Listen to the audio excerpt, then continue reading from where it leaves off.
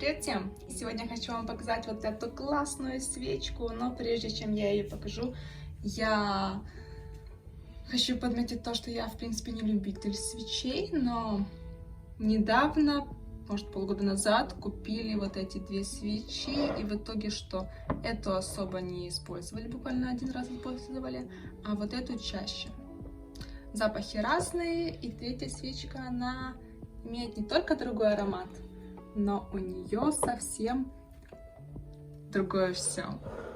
И это все мне очень нравится. Такое толстое дно.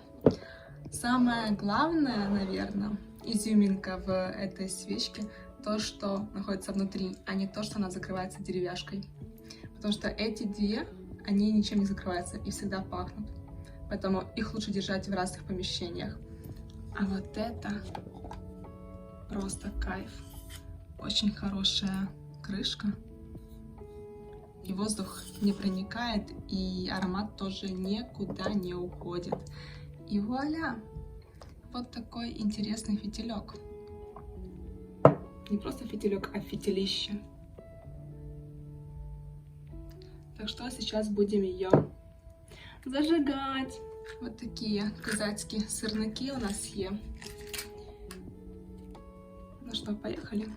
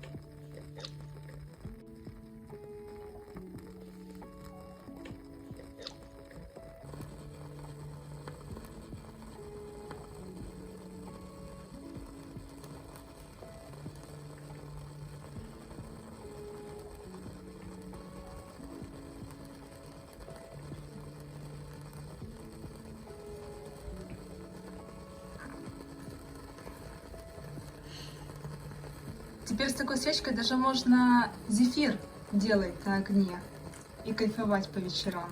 Все, надо идти за зефиром. Всем хорошего дня, времени суток. Пока!